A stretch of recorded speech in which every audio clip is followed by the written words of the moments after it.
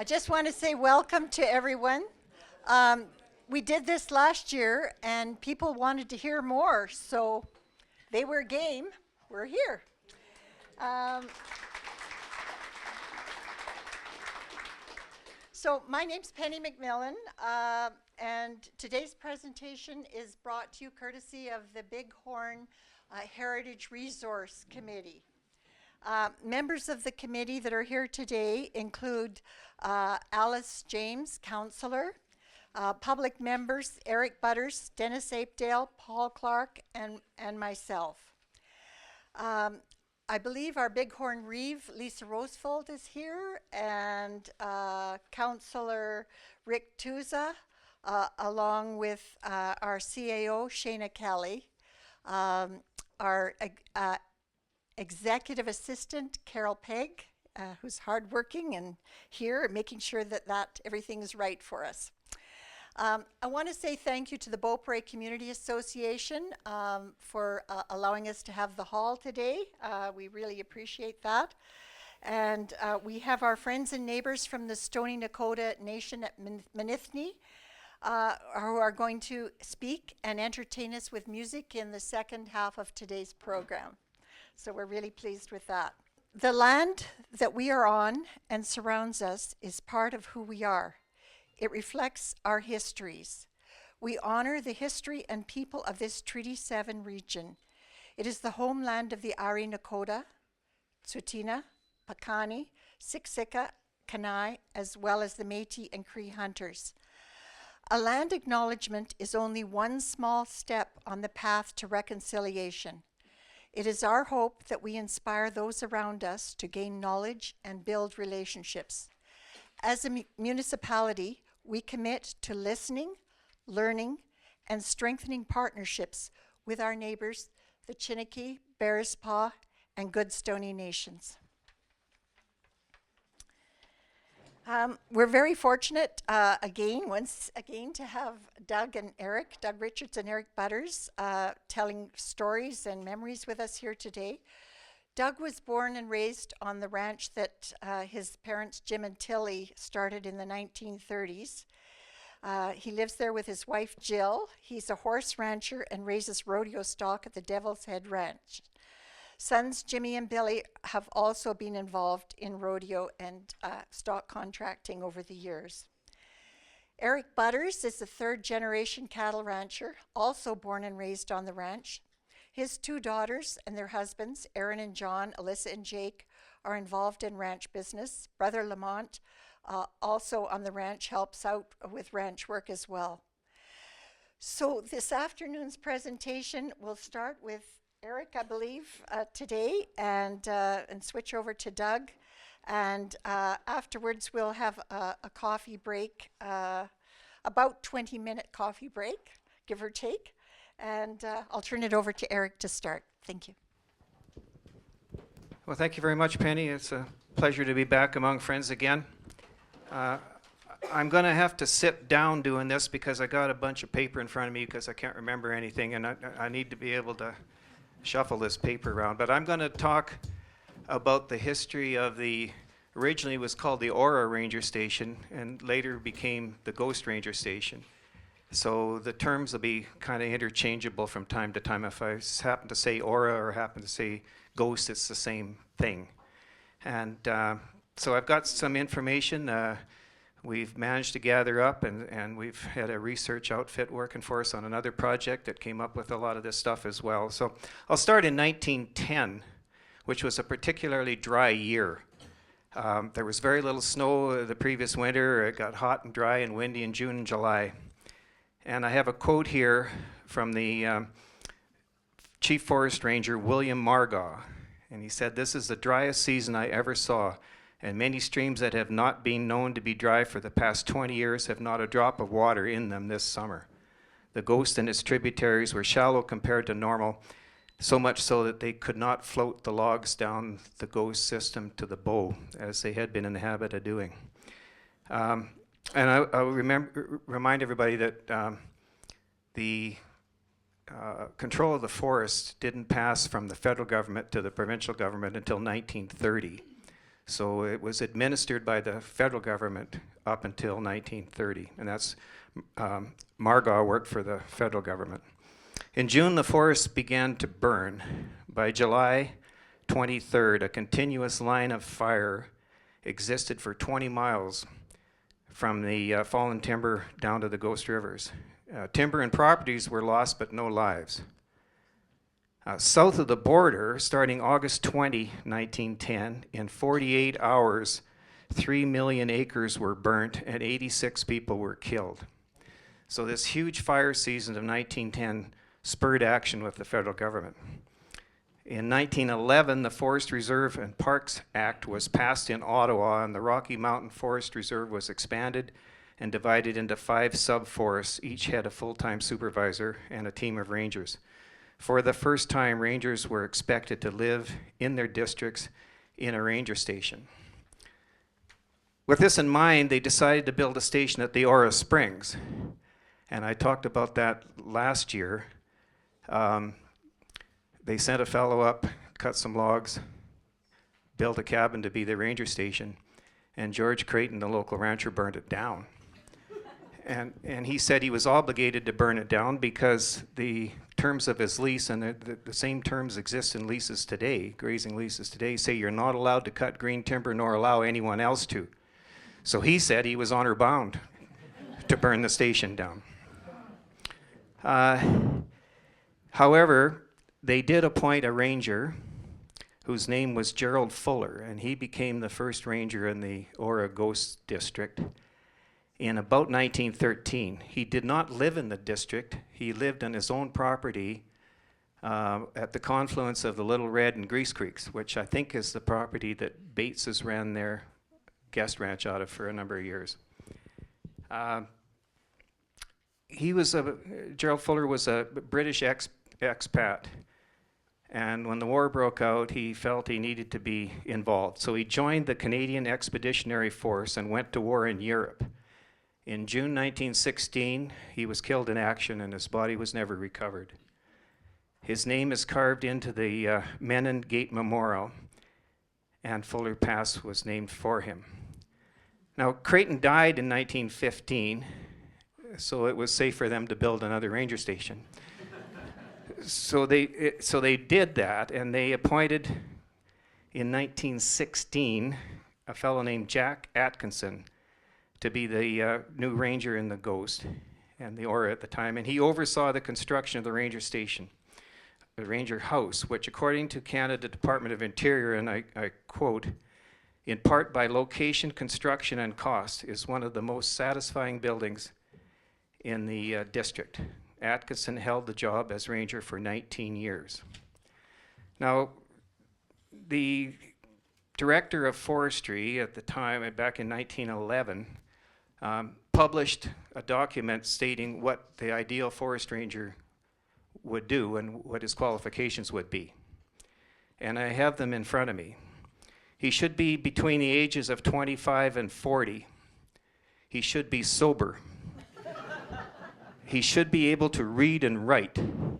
And he had to be able to handle horses and to ride. In fact, they had to supply their own horses. He should be experienced in the woods. And it goes on and saying he should have enough education to report intelligently to the department. So if you met those qualifications, you were eligible to be considered for a forest ranger job. The following years, Atkinson held the job for 19 years until about 1935. And over the following years, the Ora Ghost Station was home to a number of rangers, and we have a list of them here in our possession thanks to Cal Hill and his contact in the Forestry History Association. They also started into building lookouts, fire lookouts.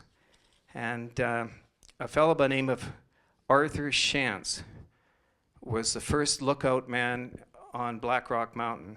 The lookout was built in 1928, and it operated, I think, until sometime in the 1950s. But it was a very difficult place to work from. It was a windy, high, barren knob of a hill. Most of you are familiar with Black Rock Mountain. You can probably see it from here.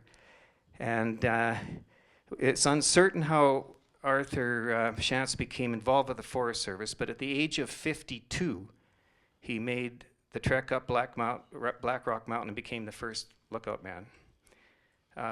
There's an article in the Calgary Herald 1933 talking about that lookout. He said it had, in a 3-year period, it had been struck by lightning 24 times. So it's a good thing they didn't have electric blankets in those days. At any rate, he was there for a long time, and he was very dedicated to his job. He understood the importance of his role. Unfortunately, putting the job over his well-being did have serious consequences that could have easily turned deadly.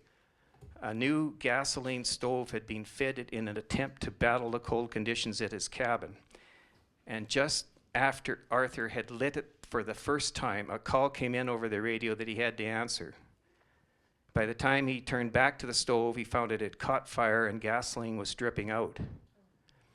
Arthur's first thought was to save the cabin. He picked up the stove and ran outside, only to spill burning gasoline down his legs.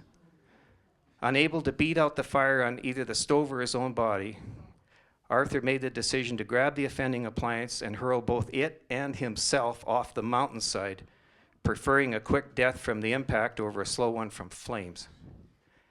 As he ran towards the cliff, a massive gust of wind blasted him backwards away from the edge and extinguished the flames. A week later, when Ranger Jack Atkinson arrived at the lookout with his monthly pack horse load of supplies, he found Arthur laying on his cot with his legs bandaged by gunny sacks is what he had. But he refused to leave his post. He would not leave his post unmanned. He didn't go down for any care. But at the end of the season, he swore to Jack Anderson that he was bloody well never coming back up on that mountain. But indeed, for the next 10 years, he showed up in May and wanted to go back to his lookout. So that was a little bit about the kind of lookout guys they had in those days.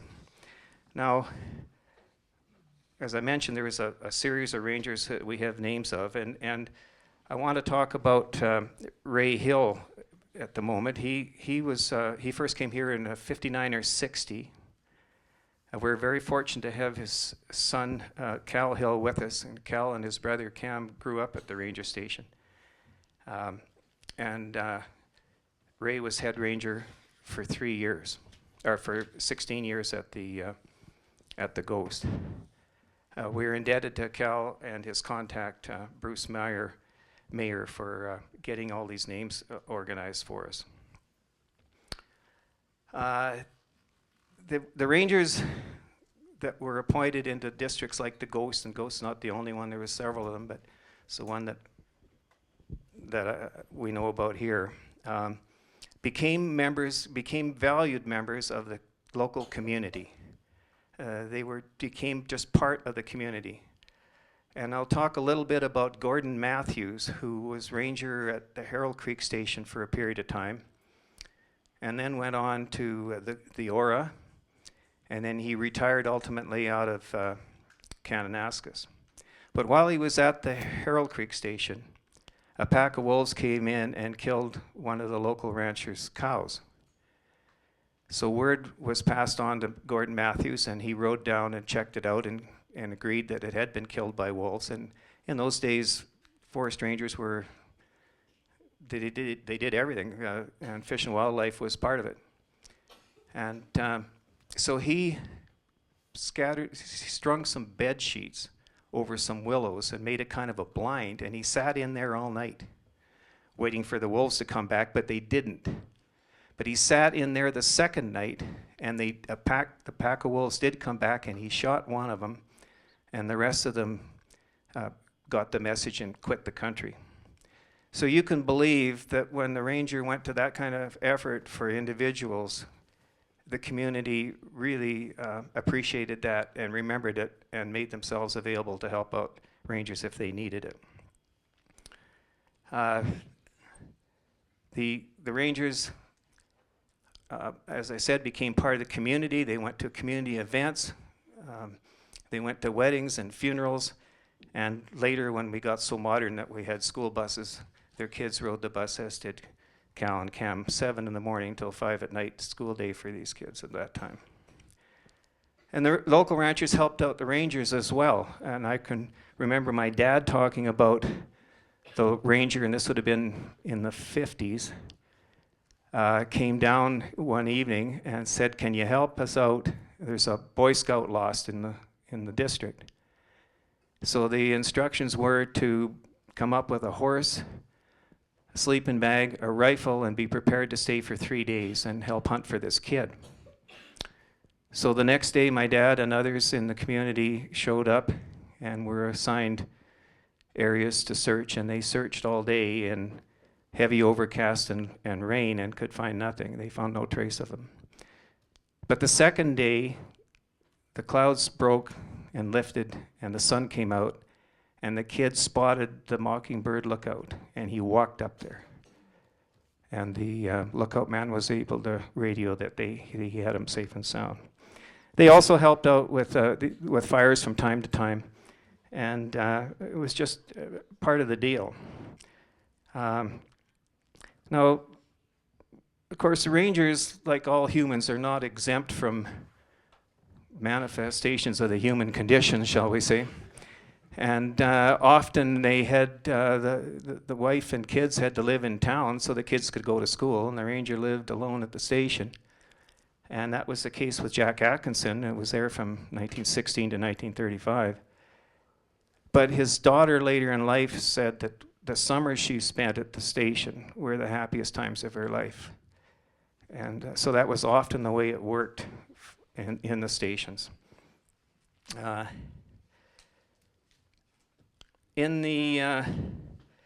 was another story that my dad talked about. He was up there in the 1950s at the ranger station one day and ran on to the ranger. He was a bit of a crusty old guy, and my dad said, "Well, how are things?" And he said, "Not worth a damn." And Dad said, "Well, what's the matter?" And he said, "The houses are too close together. If the men don't get to fighting, the women do." But I think that was pretty rare because they were very often their only companions up there. In the early 1990s, a rumor went around that the Forest Service was considering consolidating the ranger stations, closing them down and centralizing them in Calgary. And this didn't make my dad or anybody else in the community very happy. In fact, my dad went in to the office in Bowness, the chief superintendent for the Forest Service, and then was a guy by the name of Gauthier. And my dad just said to him, "You take the rangers out of the Ghost, you may as well take them right to Montreal for all the good they're going to be to anybody up here." There was a series of rangers, of course, came through. Don Welsh, I think, has the notoriety of being the last ranger at the Ghost who actually owned horses and actually used them from time to time. Mike Thompson continued to live at the Ghost long after it officially closed, and he rented one of the houses that had been built for rangers, but he commuted to work in Calgary. But Mike has the distinction of being the last ranger at the Ghost who still chewed Copenhagen. And that endeared him to some of my neighbors, unnamed. But the centralization in Calgary made having meetings more convenient, and they had a lot of meetings. One day I was looking out my kitchen window and I saw smoke coming up from a slash pile in the logging show across the creek, across the Ghost from Benchlands, and there's a big clear cut over there. And I saw smoke coming up. So I phoned, of course the Ghost was closed, so I phoned the Calgary office and asked for Mike Thompson. And the receptionist said, "I'm terribly sorry, sir, but Officer Thompson's in a meeting and he can't be disturbed. So I said, okay, please give me Ross Spence. And she said, well, Ross Spence is in the same meeting and can't be disturbed. Can I help you? And I said, no. There's no trouble at all. I'll phone back later. I just wanted to report a fire. Of course, I wanted to talk to one of those guys because they knew exactly the location. They knew how to get there and all the rest of it. I have to say, though, after I told him I was reporting a fire, it took him about 15 seconds to get Mike Thompson on the phone. And he was so happy to get out of a meeting, he could hardly stand it. So that was sort of the start, the middle, and the finish of the Ghost Ranger Station.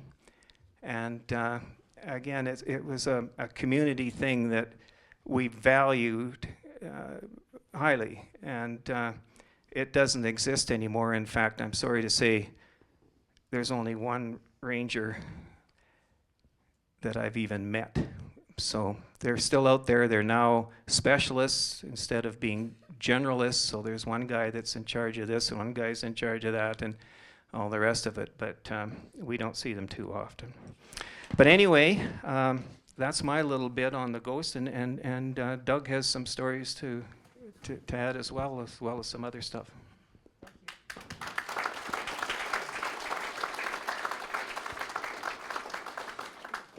Thank you, Eric. It's nice to see such a good crowd here on such a fine day. We didn't know the forest rangers probably as well as some other people did because we lived on the south side of the Ghost and we didn't have a forestry permit that we ran our cattle on. But the one I do remember when I was a boy was Tommy Wheaton was one of the rangers at the Ghost up here. And in those days, most people, when they went to town from up in that area, they went down through our place and through the reserve and out the 1A because the road wasn't that good this way. And there might be, well, I think I said last year, from our place to the 1A highway, if on a good day there was 26 gates. And there was only 3 going south. Well, Tommy Wheaton liked to drink a little bit. So on Saturdays, he would go to town. And Tommy, he kind of preferred the wide open spaces. He didn't like fences very much. So when he went to town, he would stop and open the gate when he went in on Saturday night to go to the bar. But he wouldn't bother closing it. And if you went out and closed the gates on any gates that were closed late on Saturday night when he was coming home from the bar, he just drove through them. So Tommy didn't go to town every Saturday, but you had to go every Sunday morning and check your gates. And I do know another time when Pringle Hill, some people call it a mountain, to me it's just a big hill, but it burnt in, I believe it was a lightning strike in 1943, and it burnt. And the assistant ranger at the Ghost came down and with the fire pumps, because they were going to fight the fire, but nobody had bothered to check the pumps and they didn't work very good, or work at all, and I was told he got relieved of his position. Whether that is true or not, I don't know, but it reminds me of a little story I read in another district, and the head warden got an assistant ranger and he was trying to think of something for him to do. So he told him to go out and make sure the pumps were working and to turn them all over. Well, a little while later he goes out to see how this guy's making out, and he was right, every pump was upside down. I remember Gordon Matthews, him and Ida were good friends of my folks. And when he worked up there, and, well, to backtrack a little bit, in the fall of 1948, my dad took a little hunting party out. He took out John Tynan, who at that time owned Tynan's Can't Sag Furniture in Calgary. So Dad had them out on a hunting trip in November, late October, early November, and they were up on Johnson Creek moose hunting. And they got up one morning and it was starting to snow. And it was snowing pretty heavy, and Dad said, I think we'd better get out of here. We might be here for the winter.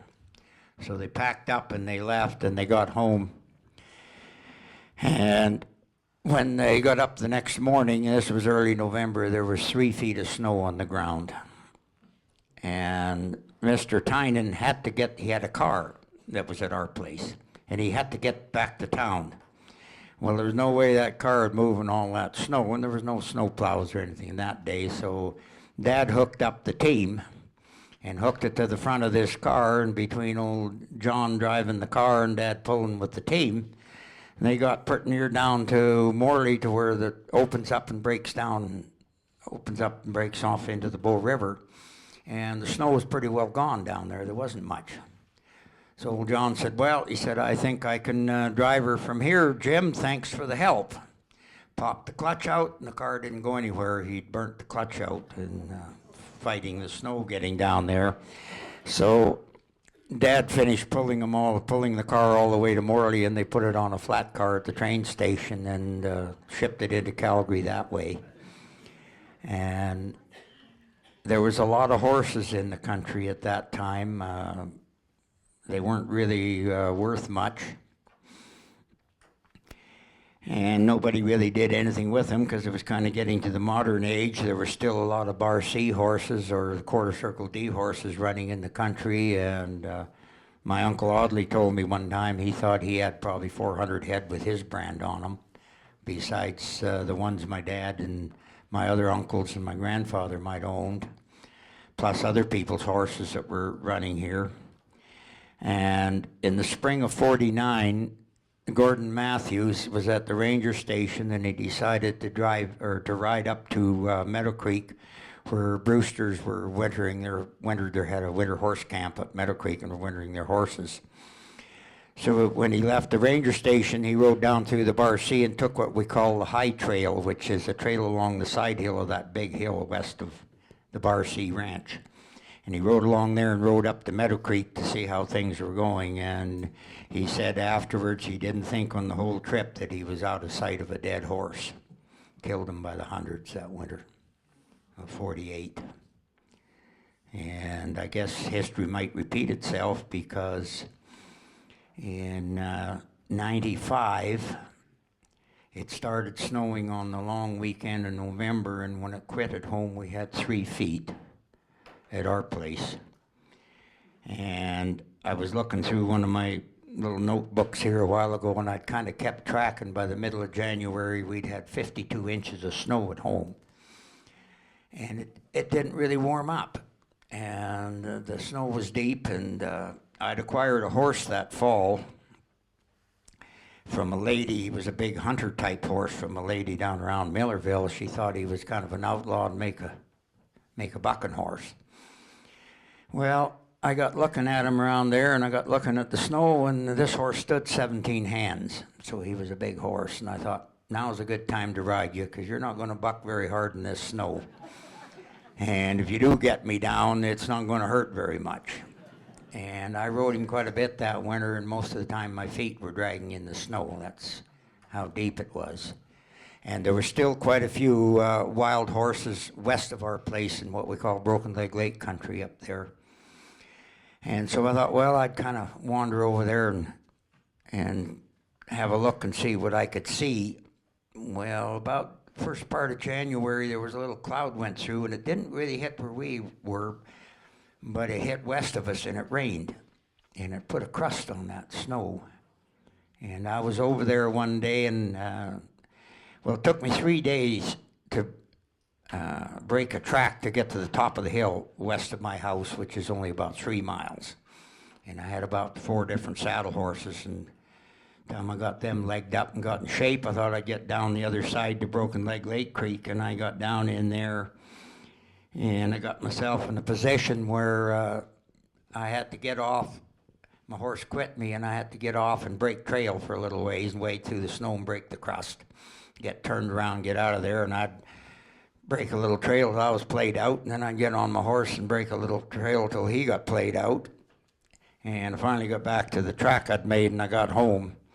And I thought, I'm not going back there again this winter. And I went back in the spring over there, and there was not a horse left in Broken Leg Lake country. That winter killed them all. And there's still none over there now. But that's just a little bit, and some of the wardens that we knew. Also, I do remember my dad telling me about one ranger that was up there. I won't mention his name because who knows, maybe he's got relatives somewhere. But Dad said it seemed like his sole purpose was to ride around and make sure that the local people were not eating the Queen's beef out of season. And just, where the bridge crosses the Ghost down there now, at one time you had to kind of ford the river to get over on this side. Not many people did. But an old friend of mine by the name of Bill Bagley, who spent over 30 winters up at Meadow Creek looking after Brewster's horses in the wintertime, and he was up there, and when they built the road in '61 and they put the bridge in, well, it wasn't long after that, Bill's coming down and he's heading south through there, and there's a guy stuck in the river. So Bill goes down there with his truck, and they got some rope and chain, and he pulls this guy out of the river. He's stuck there.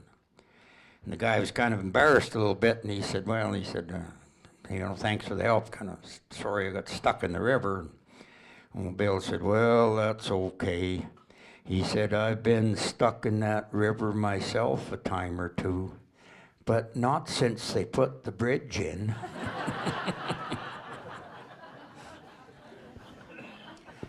And I was fortunate enough over the years that I knew Ray Bagley, which was Bill's dad. And Ray was in his late 80s, maybe almost 90 when I got to know him.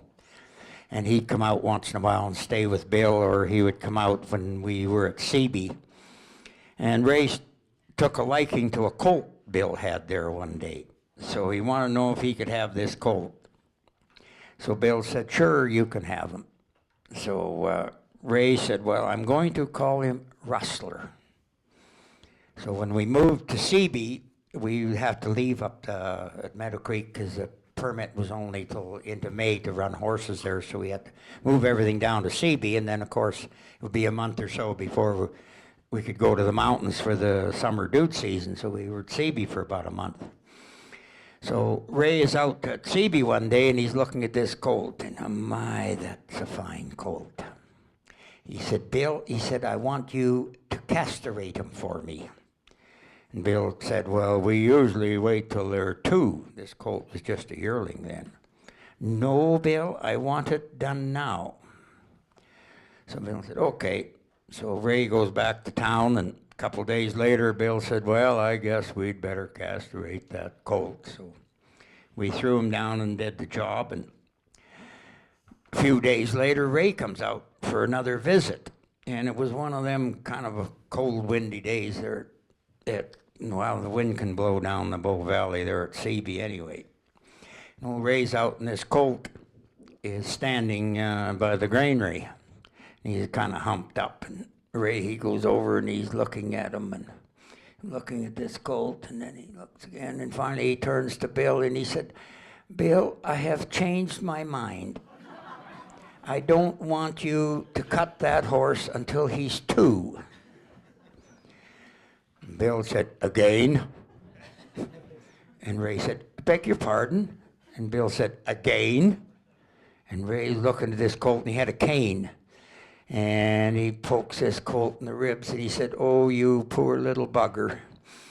And that's how some things get their name, because Ray called him Rustler, but for the rest of us, he was poor little bugger for the rest of his life. And speaking of how things gets its name, it's like the Ghost River. I've heard 2 stories. One that years ago, the Stonies and one of their enemies had a fight just up above the dam there, and one of the chiefs got killed. And I was told that if you were there at the right time, And looking at things right, you could see an Indian riding bareback backwards on his saddle horse up and down the river. And the other story is because just above our place it runs underground and it's dry for 3 or 4 miles. So whichever story you want to believe, I guess.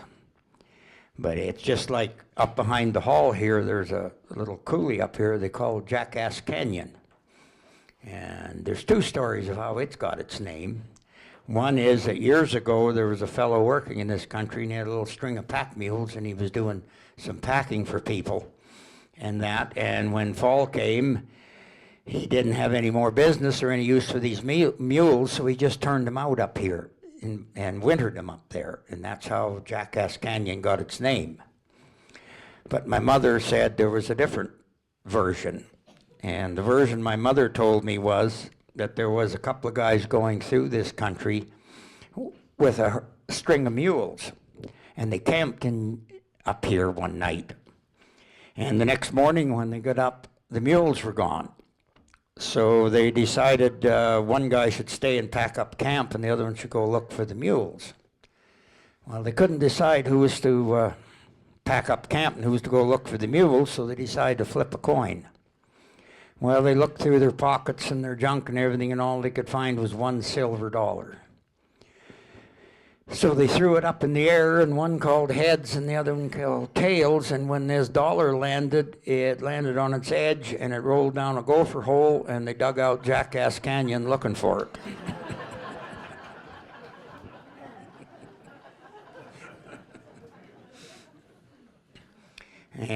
But when Erik was talking about the ranger who sat out and shot the wolves and that, well, this has got nothing to do with rangers and nothing to do with wolves, but it does have to do with wildlife. A few years ago, I knew we had a kind of a resident cougar in our area. I'd find some of her deer kills, and one spring I lost a couple of colts. And I've kind of come to the conclusion, I've observed that if you have a cougar living in the immediate area, the coyotes are pretty quiet and pretty shy. You don't hear or see much of them because coyote dinner is pretty appetizing for a cougar. Well, I had 5 or 6 house cats on the veranda there at home. And one night we get up and the chairs and everything and cushions were all scattered all over the deck of the house, and we hadn't heard anything. And I thought, well, sometimes we get the odd stray dog around there, and I thought, well, they might have been chasing the cats around. So we kind of cleaned everything up, and the next morning we get everything cleaned up, and that night we go to bed, and I'd gone to bed about midnight.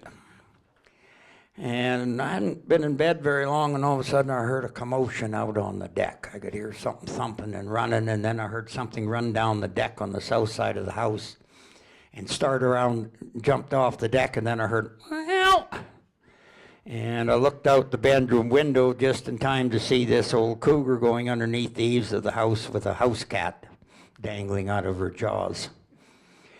And by that time, Jill wakes up and she said, what's going on? What's happening? And I knew I shouldn't say anything, but I couldn't resist. I turned to her and I said, you know, it's been a long time since I got woke up in the middle of the night by an old cougar.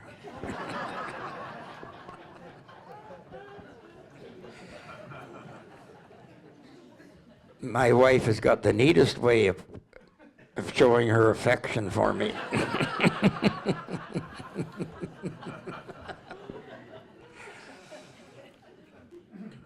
Well, years ago, just across the Ghost Bridge, there going down Richards Road on the west side, well, actually the road splits part of the quarter, but Jack Harris had a quarter there, Jack and Myra Harris.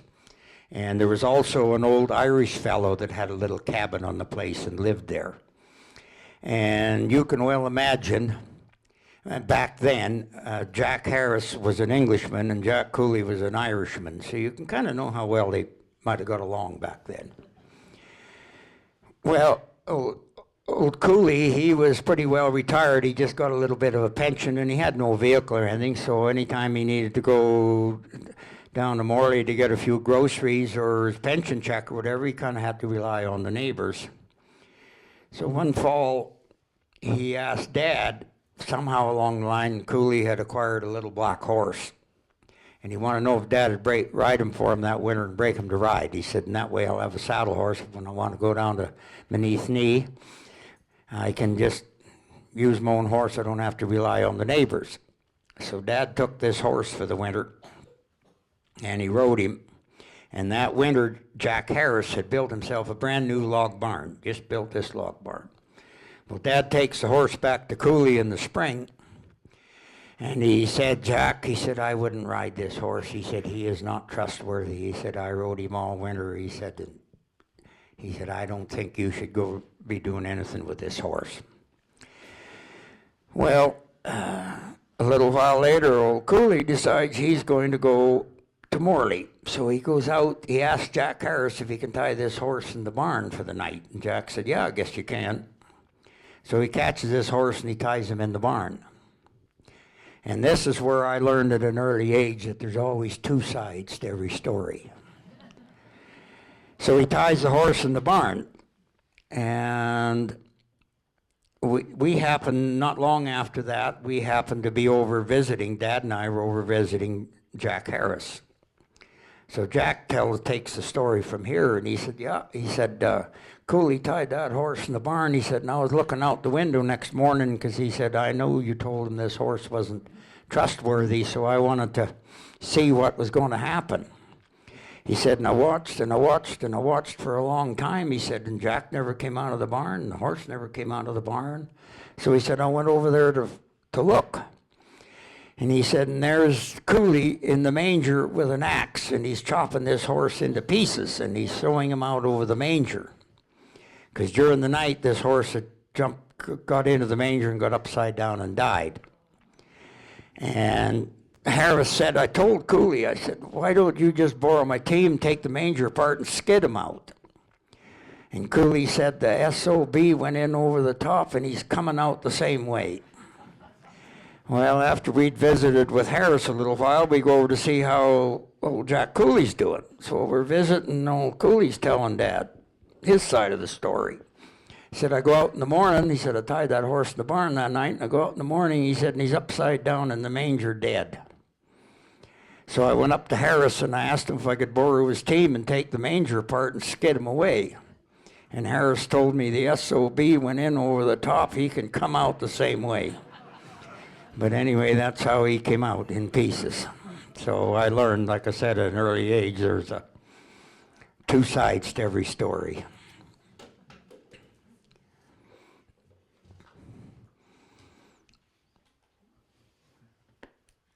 And as a young fella, I guess rodeo was about the only entertainment we had that you could kind of individual entertainment. And after they built the new road down there, that was in '61. And we had a fellow by the name of Russell, two young men, who was helping us fence, because we got the contract to fence our land on both sides. So this was about the first part of July, and the Sundry Rodeo was coming on. And I wanted to go to the rodeo, but Dad said, no, we're too busy fencing. I haven't got time to take you. But Russell, he said, well, I am going to the rodeo because my boy Alvin wants to enter in the bareback riding, so you can catch a ride up with us. So the next morning, I got in with Russell and Alvin and Russ's wife, and we go to Sundry and we enter the rodeo. Alvin was in the bareback riding, and I entered the bronc riding. And Alvin didn't have very good luck. The horse threw him down and tromped on him a little bit, and he was feeling a little sorry for himself. And then it was my turn, and I got as far as the fence, and they bucked me off in my head, and it was a little while before I knew where I was at. And I'll never forget, we're coming home in the back of probably an old 52 or 53 Meteor car, and Alvin and I were sitting in the back feeling sorry for ourselves. And Russell, he'd look in the rear view mirror every once in a while, look at it and laugh. And then he'd drive a little further and he'd look in the mirror and laugh. He said, you guys, you think you're cowboys.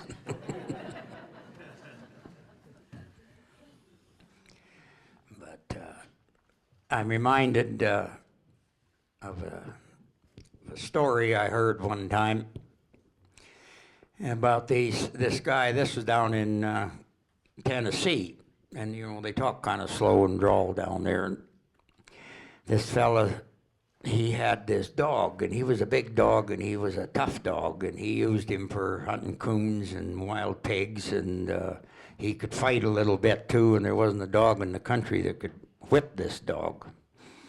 And he was always bragging about him. He said, I got the toughest dog and the smartest dog, and there ain't another dog in Tennessee that can whip my dog. Well, one day he goes down to the little corner store, him and his dog, and he goes in there and he's visiting, and this other fella comes in, and he said, hey, did anybody in here own that blue Chev pickup with that big black dog in it? This other fella, you think my dog, the toughest dog in Tennessee? And the other fella said, yeah, but I don't think he's so tough. He said, my dog is killing your dog. And the other guy said, how could he be killing my dog? That is the toughest dog and the fightingest dog in Tennessee. There ain't another dog in the country can whip my dog. What makes you think he's a-killing my dog? And the other fellow said, well, my dog is stuck in his throat.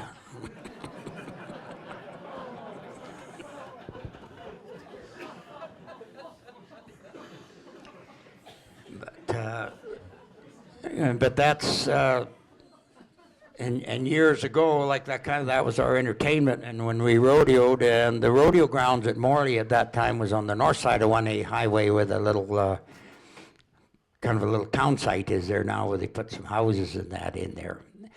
And there was a lot of guys down there that used to like the rodeo, and timed events weren't all that big an event, but riding bucking horses or cows was. So as soon as the grass started getting good and the horses getting fattened up in the spring of the year, they'd get about once or twice a week, somebody'd gather up a bunch of horses and they'd take them over to the rodeo grounds, and everybody'd show up there and we'd practice. And I used to ride down there from time to time, and we'd practice on these horses, and we kind of, most of the corrals and all that down there then were made of wood. And we always knew how tough a winter it was because Eddie Hunter lived just up behind the rodeo grounds there, and you always knew how tough the winter was by how many of the rails that got used for firewood over the winter. So sometimes when you were down there, there would be holes in the fence. So if somebody had a car, well, they'd just pull the car up into the hole in the fence, and somebody'd sit on the hood, and that's where this little poem came from. Years ago, I wrote a poetry book, and I called it Listen to Her Rodeo, and this is how we got the title for the book. I wrote this little poem about an experience I had one time. We were bucking out some horses down on the Stony Nation in the Valley of the Bow on the Morley Reservation. These horses had been gathered from the hills around. Some were a little wild, never having been to town. A few bucked a little, others didn't show much fence, tearing across the arena and piling up against the fence. Then they turned loose a little mare that just sort of hopped around. She looked a little like a crow bounding up and down. Well, every jump that she made for the opening of the gate, this old mare would hit the ground, groan, and then she'd flatulate.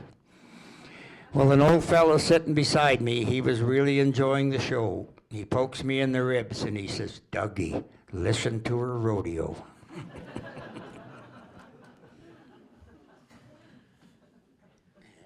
I guess over the years I had wrote a few poems, and I got looking through them here the other day, thinking of them, and I thought, God, most of these I wrote 30, 40 years ago, and a lot of them aren't relative anymore, except the ones I wrote about politicians. Some things haven't changed in 40 years. So I thought, excuse me a minute. It's a good way to kill a little time while I was thinking of something to say. So I got to thinking maybe I should write something that was kind of relative to the subject. To today's modern age anyway. So I wrote this poem here the other day. My family and some friends of mine tell me I don't know much. Of modern ways I'm out of touch, but I like my life just fine. I don't think that I'm that far behind the modern scene. I don't do email nor do I text. Wonder what they'll think of next. But I do have a flip phone and a fax machine. All I need is my landline, should I need to make a call. I have a rotary dial on the wall, and it seems to work just fine. I don't mean to sound sarcastic, but every day I see a new surprise when I look around with these old eyes, 'cause they're not glued to a piece of plastic. I don't care for the social media fad, letting the whole world know what I do and where I go. A little privacy is not that bad. And I don't need an artificial voice telling me what to do and what to say, how to think and live each day. I have a wife who does that, you see. Love you too, dear. Now, my independence might cause a frown, but I don't need some fancy app or the use of a Google map to find my way back and forth to town. I'm told I should carry some device when all out alone, 'cause it makes some people nervous that I don't even get cell service. But I was a grown man before we had a phone. Should I be alone and my horse throws me on my tush, if I'm carrying a phone like they said, it's either out of minutes or likely dead. What do I do then? Plug it in a current bush? Well, I know I know if I don't come to this lick log, use modern technology with all its lore, just like the poor old dinosaur, I'll probably fade away into the fog. But I'll laugh last, the history books will bear my name. You might roll your eyes and groan, but my picture and flip phone will someday hang in the Hillbilly Hall of Fame. Thank you.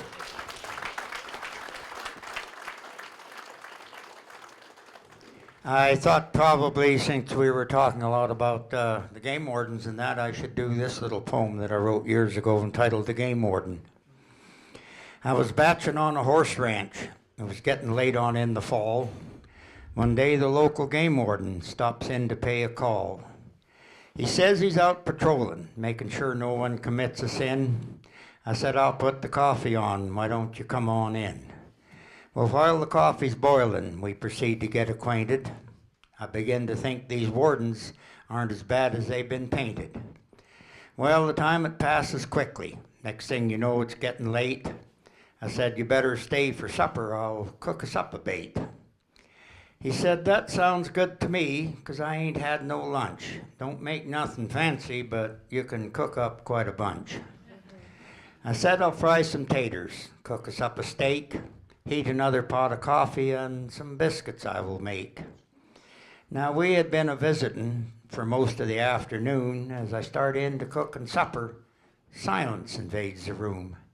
So to keep the conversation going, 'cause in manners I'd been coached, I asked that warden how he liked his elk meat, roasted, fried, or poached.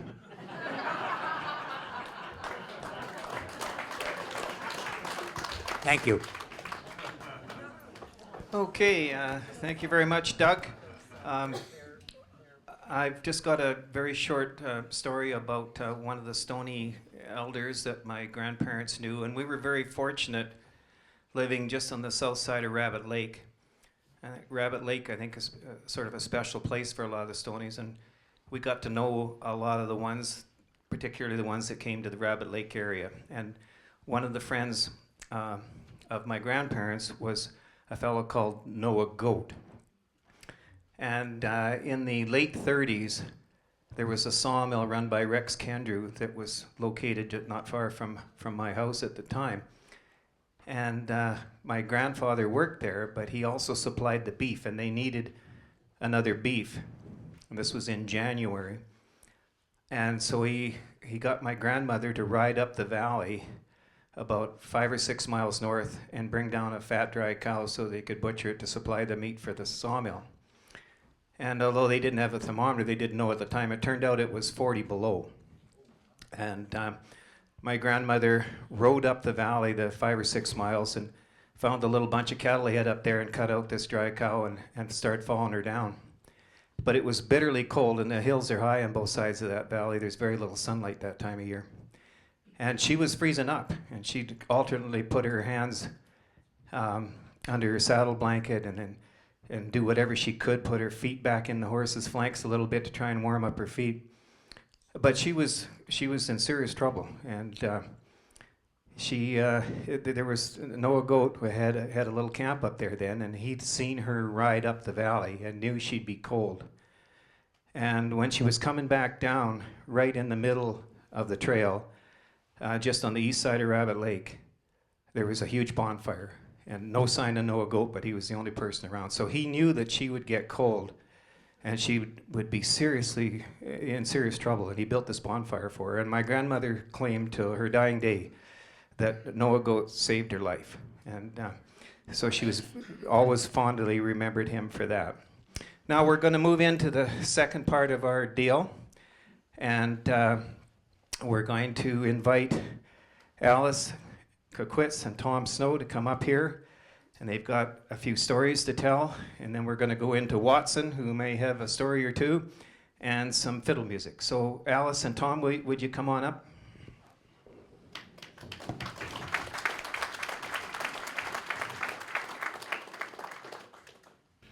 Amboathdits.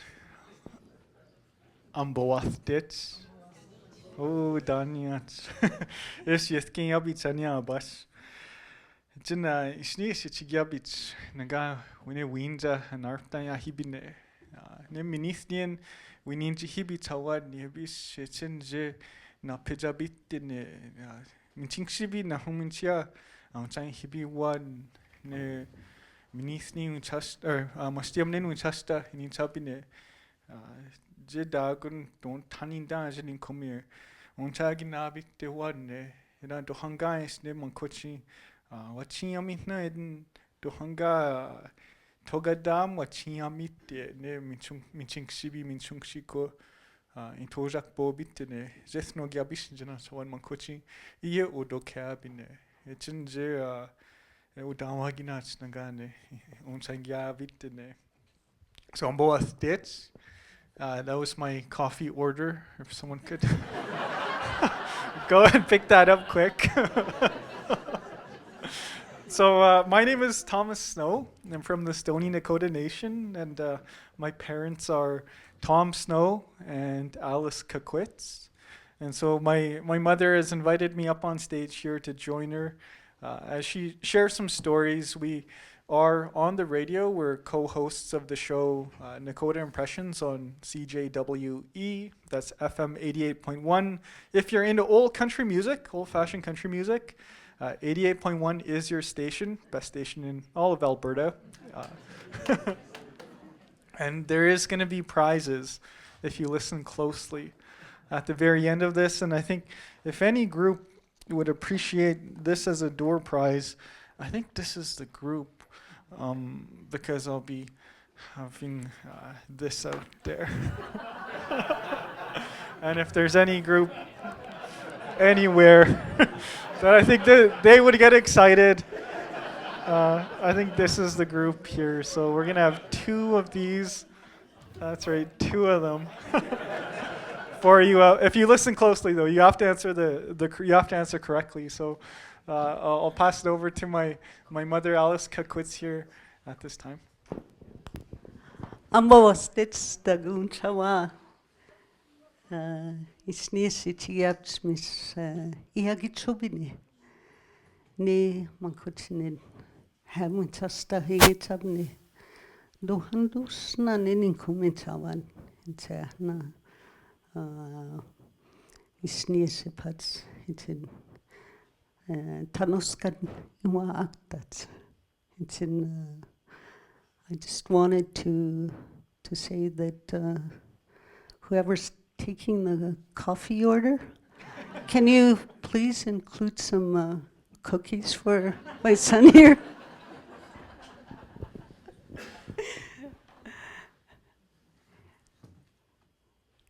I received a phone call last week from my brother, Watson, my mintimno, and was very excited to be invited to share here. And as Indigenous people, as Yiska people, know this area. Our ancestors, our elders have always told us that we've always been here since time immemorial. Our connection to the land, this area, we've always had that connection. And it predates the arrival of your ancestors as well. And this place has always, for me, when I reflect on my childhood, during the, after the signing of the treaties, there was land set aside up by Rabbit Creek there. And some of our parents, our grandparents moved there. And my grandparents, my maternal grandparents, Moses and Jane Fox, had a cabin there. And along with my brother's dad, father, Josiah Kaquitts, and my mother, Alice Kaquitts. And so my first recollection, my first memory was being wakened up really early. My grandmother was blind, and my grandfather was there as well, and two of my sisters and my brother. And at that time, my mother was a single parent. My brother's dad had passed away 5 years prior to that. And my mother was the primary caregiver of all of us. She was the hunter, the provider. She was known for her hunting abilities and skills. She was also a trapper,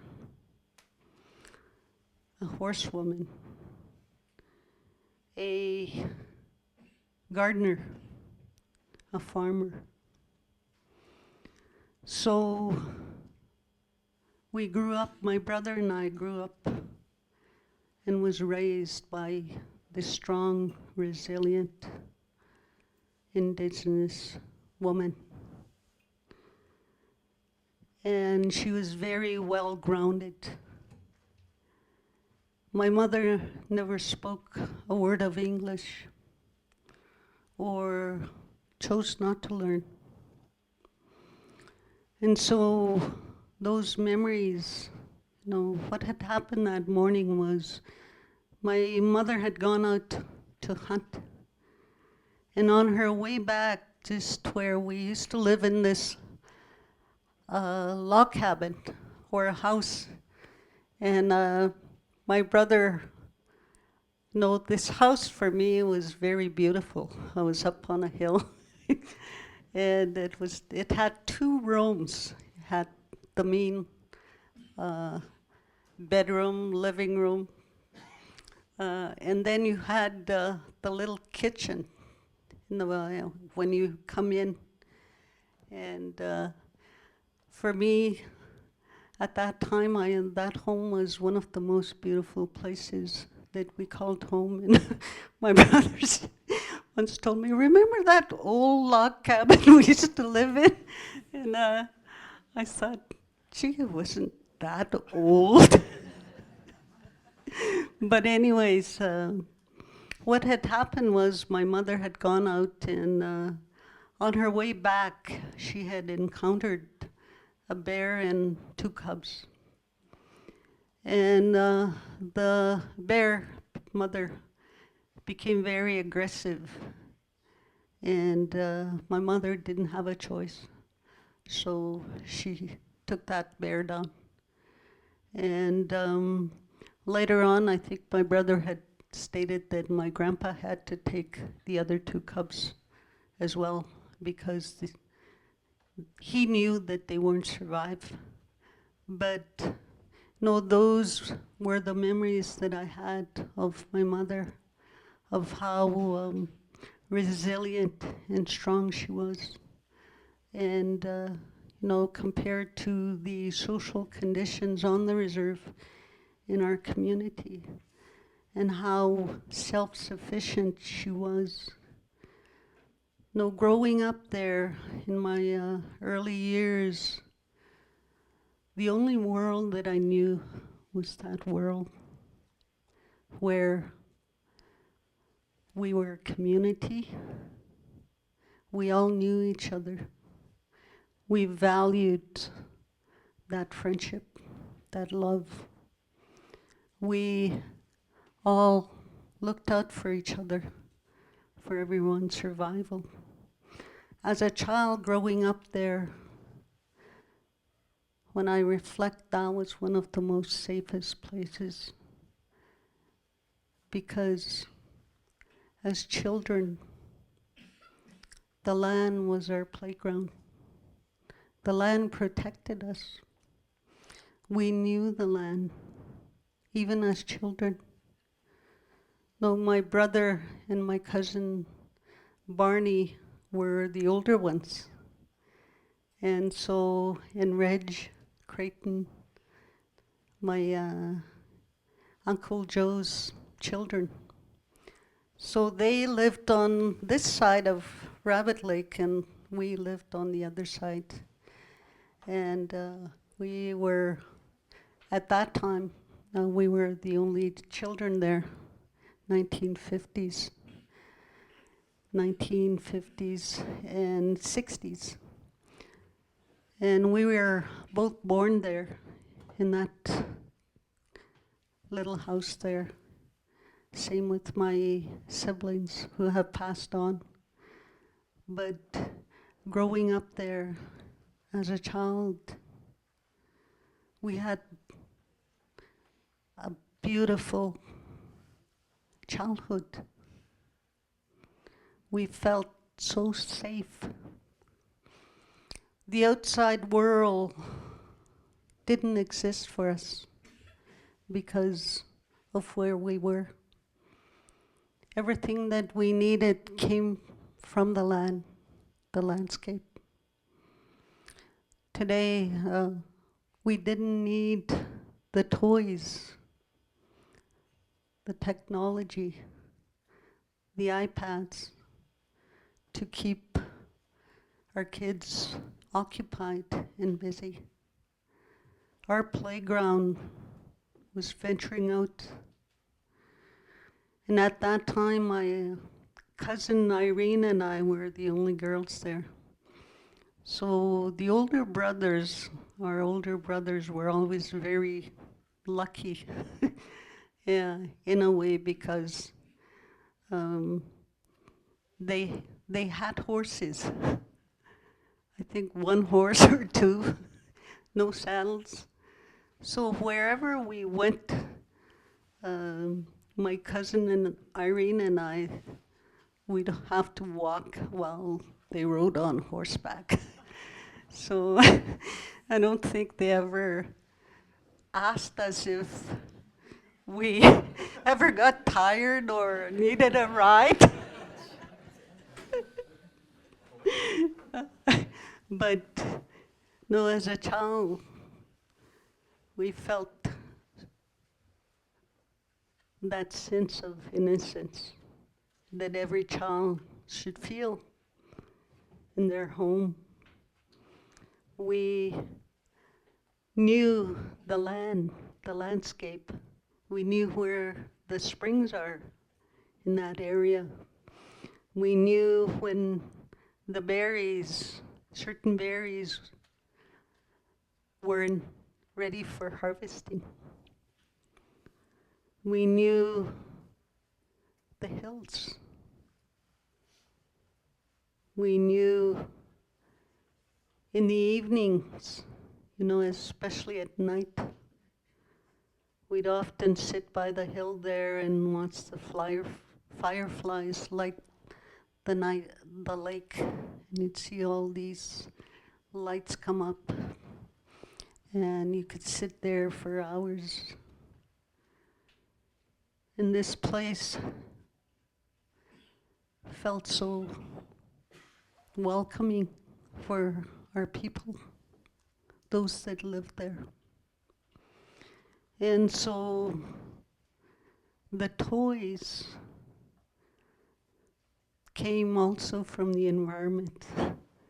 No, my brother and my cousin Barney and Reg, they were very creative when it came to playing. My cousin and Irene and I would just be the audience when they played. Say, for example, if they were out rodeoing or playing rodeo and stuff like that, we would be placed somewhere and they'd tell us, "You're the spectator." Clap once in a while and holler.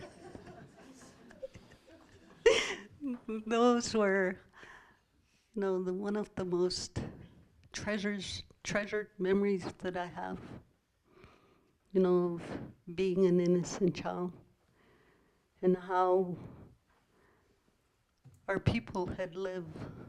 My mother never once complained that she was tired. No, she would tend to the chores that she had to do as a single parent, as a sole provider.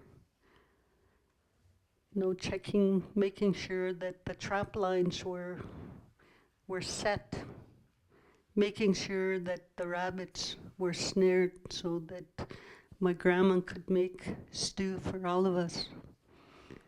And so she was our protector, and we really looked up to her. And my grandma as well. My grandma was blind, but she looked after us. Everything that we needed came from the earth. We used to have a cellar as well, where, in the fall, we would store all our vegetables in this cellar by our house there. And during the winter season, during the feast that we had, say for example, the winter solstice, we would be asked to go to the cellar, crawl into the cellar, not go to the cellar, crawl into the cellar space by that hill there and get what we needed. The protein that we needed came from the harvesting that my mother did as well, and making sure that we were always protected. At that time, our parents sometimes would talk about venturing out here. And by that time, some of the ranchers our ancestors had already helped those ranchers settle into this area. So we weren't allowed to leave the safe environment because of the dangers we were told that existed out there, being stolen. And so we didn't dare leave our community there. And those were one of the happiest moments. And I talk about innocence. I talk about connection to the land. And our people were very spiritual people there. The ones that moved from the main community out in Morley, and the ones that moved to Rabbit Lake. They were far away from the Indian agent and the minister where they could practice their own spiritual beliefs and ceremonies. So as children, we were taught, we observed and learned those practices, and later the transfers came. But our people in Rabbit Lake were very spiritually connected to the land and were able to practice their spiritual practices at that time, because during that time you had all these government policies that were in place. We couldn't leave the reserve. We needed a permit system in order to leave the community. Our spiritual ceremonies at that time were also outlawed, so we couldn't openly practice our ceremonies. So all these policies, these government policies were in place at that time as well. And then later, the Viola Wesley, he's one of our older elders in the community, and they used to live up there as well. And she used to say that, every Sunday, you could hear this vehicle drive up into Rabbit Lake, into that community. And, when our people knew that,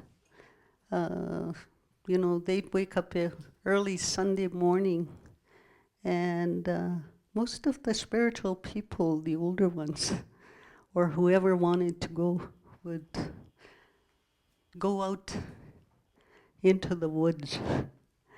And whoever was left behind or didn't want to go out,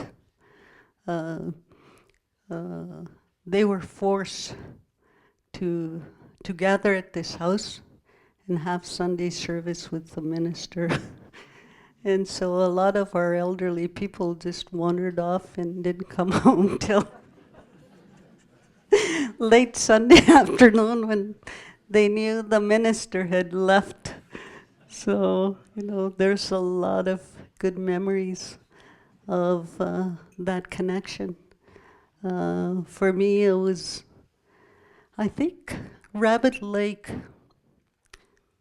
that connection is what saved me for what was coming after I left there, in terms of what I had to face, coming back to being sent off to residential school, and then later going through the horrors of residential school, and later being exposed to the outside world in terms of having to face racism, segregation, and many of the challenges that our people faced. And, if it wasn't for that resilient mother who was deeply connected to her lands, I don't think we would be here today, because she built that foundation, and that resiliency and that connection to the land still empowers our people. And I hope that, we speak about reconciliation, and that reconciliation begins by sharing the truth. And the truth is often difficult to hear, but we need to share the truth from our perspective. And I want to close off by sharing a story. I had an older sister, several of them, and my sister Donna, my brother Watson, and I were were in residential school, but my older sisters were very lucky because they didn't go to residential school. So my mother and my sisters didn't speak a word of English or could read. But we also had cousins that were in residential school and could read and write. And it was during the summer, my older sister Georgie was in her teens. And then my cousin Frank Kaquitts was in residential school. And when they came back for summer holidays, Frank brought this letter to my sister Georgie. And he said, "Here, cousin, I have this letter for you. Do you want to open it and see what it says?" My sister being literate and not being able to read, took the envelope and opened it, looked at it and said, my cousin knew that my sister couldn't read. So anyways, my sister hands this letter over to my cousin Frank, and he said, "Can you read this letter for me and translate it into our language?" And Frank was very excited to read this letter to my sister. And so Frank was given the letter, and he looked at it, and it said right away, it says, "Dear honey." And Frank was sitting there and just feeling kind of nervous because he didn't know how to interpret "dear honey" in our language. So my cousin took that literal approach. And in our language, deer means, deer that grace this landscape. So he said, "Sindesaban," which is deer. And the next one is honey. In our language, we translate honey as in, how would I say it, bee poop.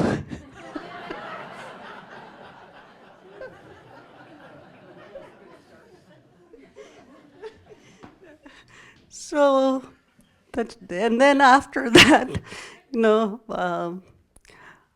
my sister cut Frank off there, and that letter never got read. So that was Alice Kaquitts sharing her remembrances of Rabbit Lake and what we call Mustium Nin in the Yithka Nakota Sioux language. Before I get to the prizes here, I just want to extend gratitude out to Doug Richards and Erik Butters for sharing their stories with us, to my uncle Watson Kaquitts, Councillor Watson Kaquitts, for inviting us, and to Patty for hosting us here. So Mustia is a rabbit. Can you guys say Mustia? Nin is a lake. So Mustiam Nin. If I ask you in, let's say, 1 minute, how do you say it? You'll say Mustiam Nin. Okay, so again, so I love hearing my uncle, and my uncle is going to share a couple stories about Mustiam Nin here. But for me as a young person, just like how my mother describes, my favorite memories, my safest memories, when I was a kid growing up in Mustiam Nin, being out there, my family would go out there and we'd stay out there all summer, all late summer, and we'd hunt, and we would fill up the dry meat bags. And then we'd come back to town, and my parents were students at university. My mother and my father were the first educated couple in Morley. from the Stoney Nakoda Nation, and so they were going to school together, and I would eat that dry meat all winter. And because there would be a big bag, it would always be in the closet in the house, and there was always dry meat there if I wanted. So every day I could eat just like my ancestors did. And so I always make that joke about just like my ancestors did, but you have to understand that Musqueam Rabbit Lake was a space where English was a second language. People didn't use English in Rabbit Lake, they used Iyithka, used the Nakota Siouan language, and my family practiced their traditional culture, their language, their customs, their practices. And the reason why that's important is because as an executive master's of business administration student in the Indigenous Business Leadership program at Simon Fraser University, and looking at law school for next year, spaces like Rabbit Lake form the basis of my people's Indigenous law, that Iyithka law, that is constitutionally recognized and affirmed under Section 35 of this country's constitution. And so those spaces, they're the foundation of the Aboriginal law and the Iyithka Aboriginal title to these lands in southern Alberta, as well as into BC and out into Saskatchewan and down into Montana. That is the basis for my people's law. And these stories that they share and their experiences, while some of them are humorous, actually form a foundation for Iyithka law and the upcoming Iyithka Constitution, which is just a formal codification of our traditional practices in our Iyithka language. So that's a little bit about why this is so important to me, and why we bring our children out here, why we still go out to Iyithka or to Musqueam with our kids every summer when we can. But also, if you see us out there, it's a reminder of we were separated from these lands. These lands were stolen from my grandparents. And so the future of reconciliation is really what we've been saying all along. It's that looking at each other as neighbors, recognizing that we are a community that long ago agreed to work together for the betterment of our families, our communities, to respect each other's cultures, languages, and respect access to those lands. And so if there's a request that I have here today, it's actually it's the equitable access of my people, Iyithka community members, to the lands that our grandparents used since time immemorial. Another way you can show support is if you know the Cochrane Baking Company in Sunset, over in Cochrane. My wife just launched a new product. They're selling bannock. And so if you're looking for bannock and you love bannock and you want to get some, they make some fresh every day. If you don't know where it is, it's the Cochrane Baking Company where that giant roundabout is. You just take it north and you take the first right. It'll be there on the right. They have it fresh every day. If you like the conversation and you like classic country, 88.1 FM on your dial, it's CJWE. And I think that's everything here. So we'll get to the prizes, and I'm going to introduce my uncle right after that. So first prize, so what was the animal that my grandmother encountered? First one to put their hands up and shout it out. Wait, who? How old are you first? Before I give you this. Okay, you said you can win it. Who was the first hand up by? All right, let's do it again. What was the animal? All right, in the back there. The green hat. All right, young man, stand up. What's your answer? Bear, that's right. All right, we have our first Copenhagen long cut prize won. Give it up. All right, can I get a runner? Yeah, all right. All right, the next prize, and I just said it, I gave you the hint. What is the Iyithka way of saying Rabbit Lake? Oh, there we go. We got our second prize winner there. Yes, thank you. Again, my name is Thomas Snow, and this is my mother, Alice Kaquitts, here sharing stories with you.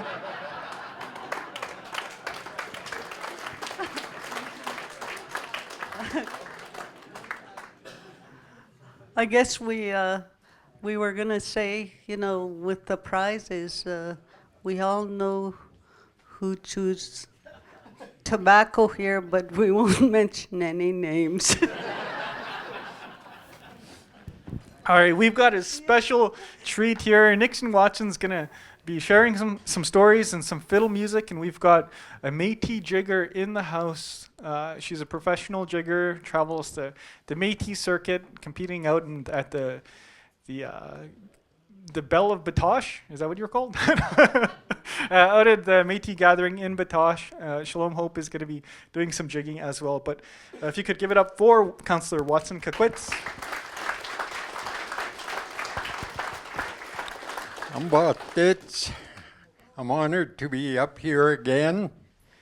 And I thank my sister and my nephew for telling you a little bit of our history, where we grew up. And I know I was, oh, by the way, last time I didn't tell you I'm one of the leaders counselor. And somebody asked me, how is it being in council? How is it being a counselor out in Morley?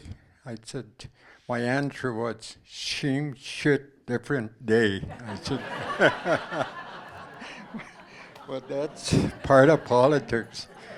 I said, I know it's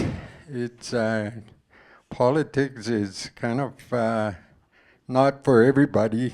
But yeah, I've been a counselor for quite a few years now.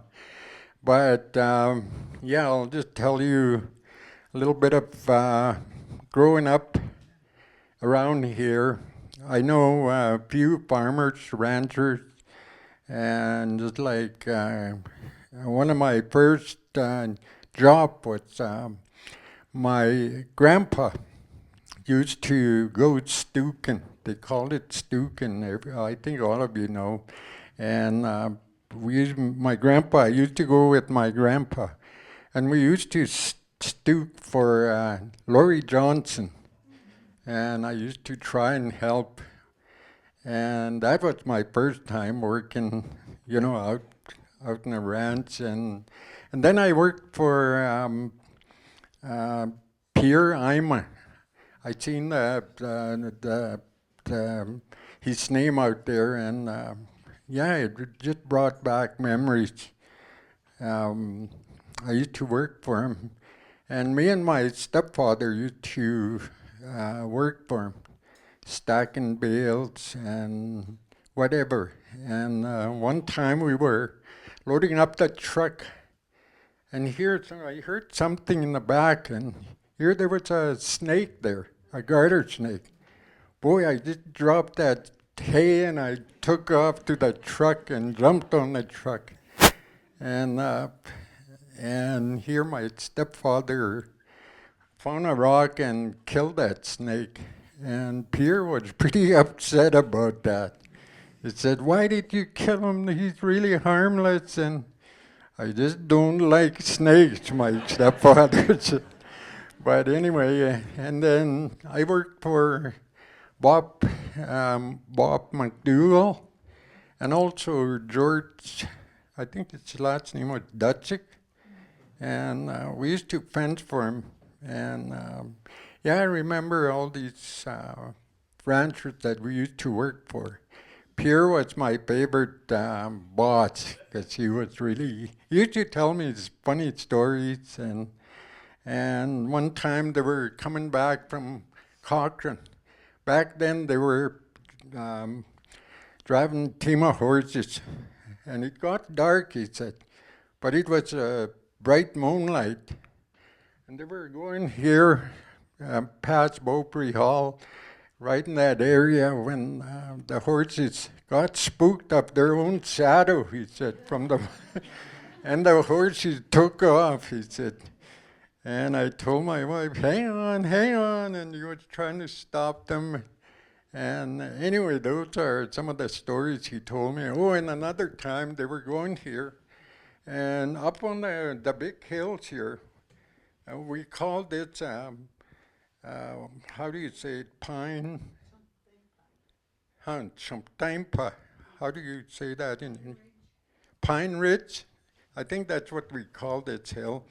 And anyway, Pierre told me they were coming back on a wagon, and at night, here they spotted a light up on top, and well, halfway up the hill, and here that light moved like this all the way down, he said.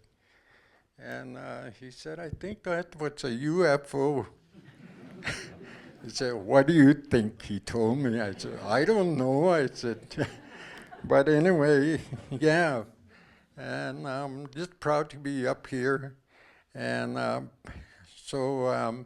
growing up in Rabbit Lake, just like my sister said, we lived off the land.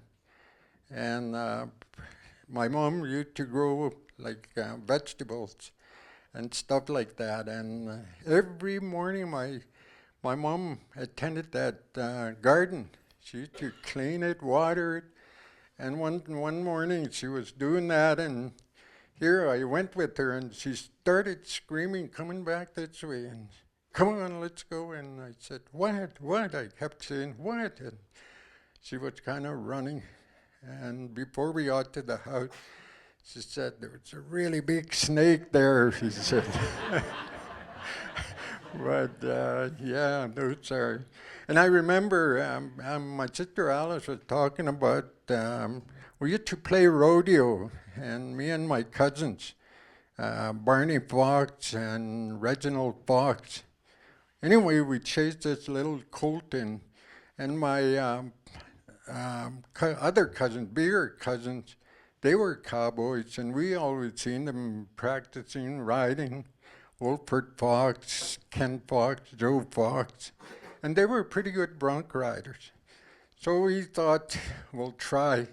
So we chased in this colt, and I got on him first, and he came out, kind of bucked and threw me off. So my cousin Barney got on him, same thing, he got thrown off. And then my other cousin was chasing that colt, and we told him, don't be following too close, it's gonna kick you. Just when he said that, we heard a big snap. Boy, he kicked him right in the face. And he just laid there. And my sisters and two of my sisters, my cousin, were the spectators. And so anyway, we had our saddle horses tied up outside the corral. So we took off and got on our horse, and we took off north. We thought my other cousin got killed, and we were going to be blamed for that. So anyway, those are some of the stories that I remember. But I know this guy, he used to sing good. One guy is Roy Hunter, and his brother Loria Hunter were really good singers. Like they'll pick up the guitar and play old songs.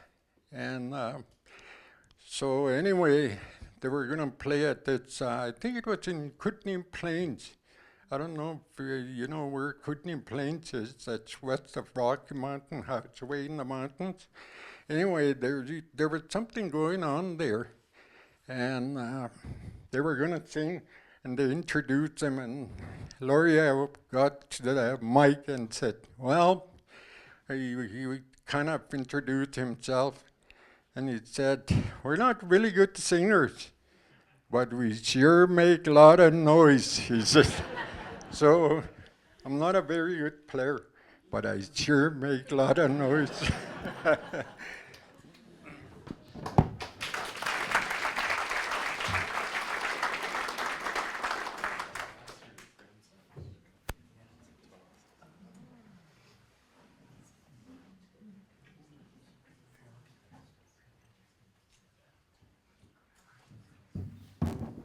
So I'm going to play a tune, and then I'm going to call up my nephew and his wife to kind of demonstrate jigging.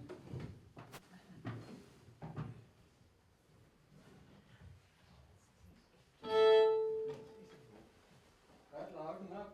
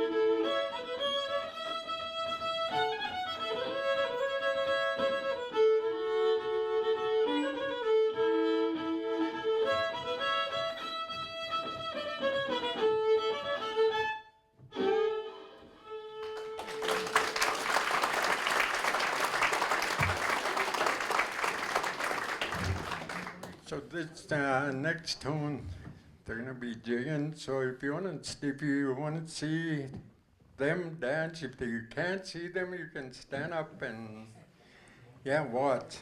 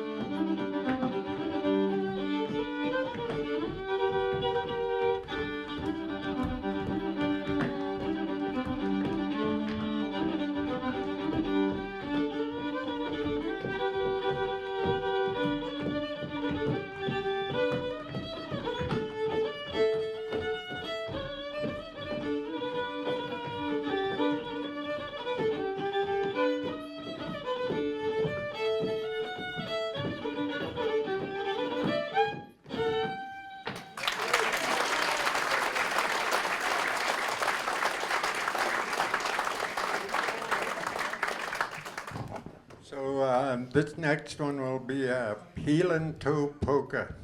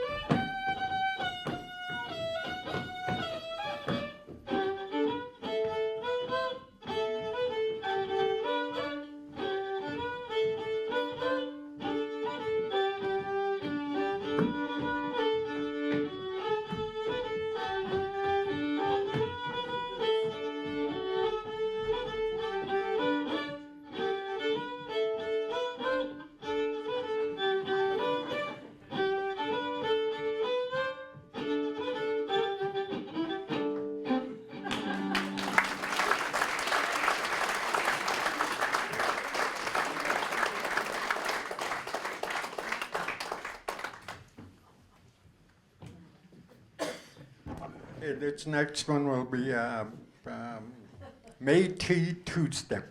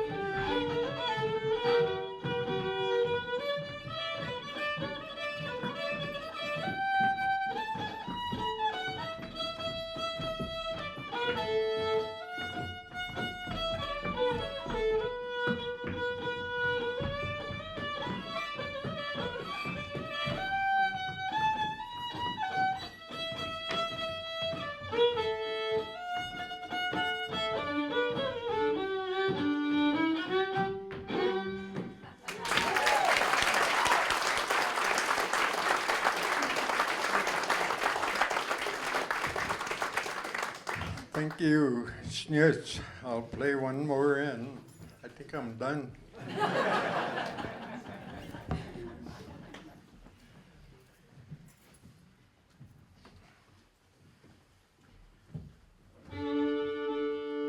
Everybody's welcome to dance.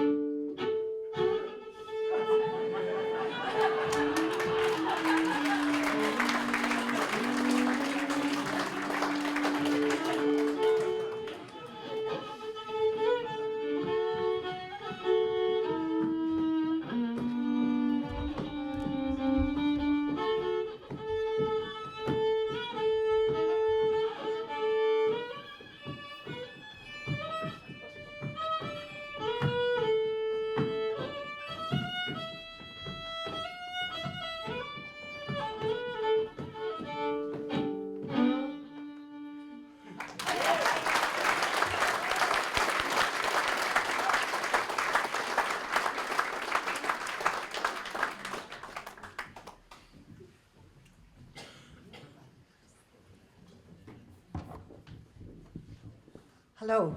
Wow. Thank you very much. This has been fantastic. Really hearing about the stories of the early days at Rabbit Lake and your memories beyond and the dancing. I need the name of that bakery again. Cochrane Baking Company. Cochrane Baking Company up in Sunset. Really good. Watson, thank you so much.